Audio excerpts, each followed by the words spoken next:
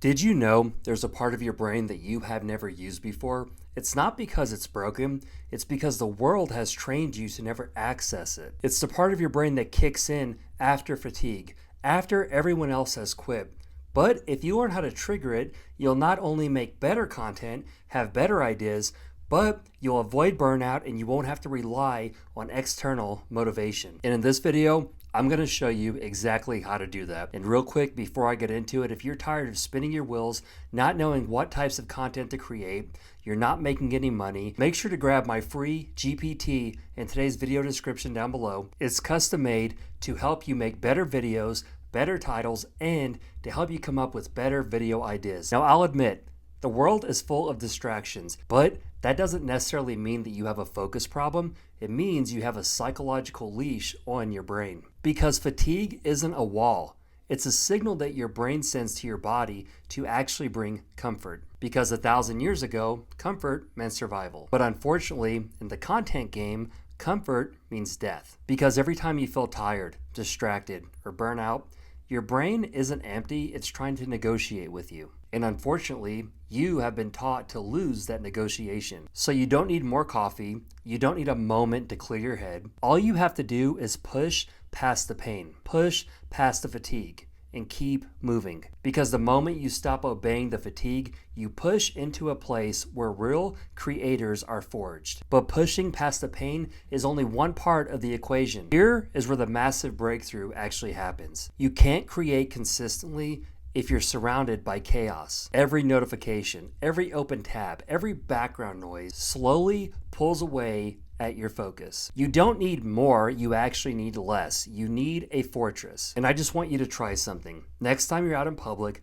look around, and more than likely, 90% of the people, if not more, will be face down, buried in their phones. They're distracted, they're constantly looking at everything going on in the world, and they're so consumed by this that they actually can't change what's actually going on in their world around them. Because your smartphone can actually build an empire, or it could be the reason why you never make it past 1,000 followers and you're constantly getting 0 views. It's the same tech, but the difference is the discipline. So get less, get focused, create a fortress, push past the pain, and then you can enter the state where everything feels automatic. Now, while it seems kind of magical, it's actually not magic. It's neural flow or flow state. And I've actually mastered how to trigger this every day that I sit down at my desk to create. And here's the exact process that I do.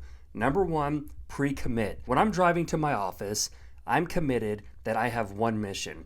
Everything else is blocked out. No matter what happened the day before or what I have to do later in the day, my blinders are on. Then I have a hard start. I open with the hardest task. Third, I have no escape. I remove all exits. My notifications are off, my phone is put up, and I actually have something covering the door.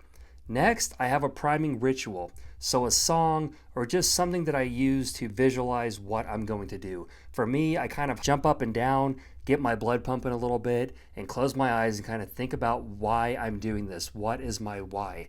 And then I push through the pain and go for it. Now, initially, it would take me about 30 minutes to get through the pain barrier when I would be sprinting through it, trying to get the work done. I'd be stopping, like, I don't know what I'm doing. But once I started to master this, I can enter into the flow state about 5 minutes after I sit down at my desk. And one way that I've actually been able to do this a lot more effectively is by utilizing AI. Now, everyone is running around saying AI is going to replace you, but it's a tool. And I truly believe any tool or any weapon or whatever, it lies into the intent of the user. So if you're using it to improve you, make your life better, and do a lot of the heavy lifting for you, but still putting your personal touch on it, you're gonna blow past everyone. And again, you can download my free GPT that I've preloaded with all of my frameworks and title formulas in today's video description. If you have ChatGPT, you can access it, it's free. And if you don't have ChatGPT, you could sign up for free and still use it. So like I said, the link's in the video description below. What are you waiting for? Now, I do have to be realistic with you because even high performance systems can overheat. So if you start to crash, it doesn't mean that you're weak. It just means you're untrained in the burnout curve. Because every push does require some recovery, but the problem is most creators wait until they burn out, they crash, and they're too fatigued to get back up. And this is why most creators will start and give up on YouTube in less than 2 weeks. And I'm not gonna lie, I have actually been there myself. Now, I've never quit. I've been on YouTube for multiple years, but here is the process that I use. For like 4 to 6 weeks, I give it gas and I go. I'm not just working harder, I'm actually working smarter by having strategies, but I give it a lot of gas for about 4 to 6 weeks.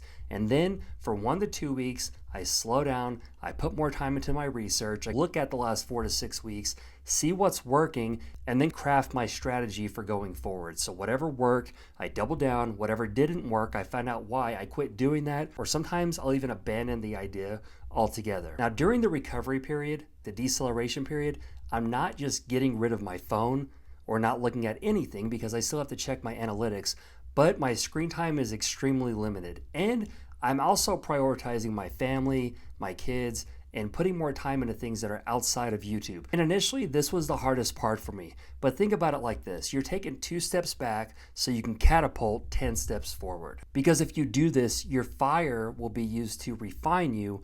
It won't be extinguished. Now, even with all this, without a proper strategy or a framework for your videos, you will still fail because without having a plan, you're just shooting more effectively in the dark. But now that you have that, make sure you watch this video so you can start telling better stories to not only hook people when they first start watching your videos, but to drastically increase your retention. This is going to cause your engagement to go up, it's going to skyrocket your views, and you're going to be able to bring a lot more value to your audience. Thanks for watching, and I'll see you over there.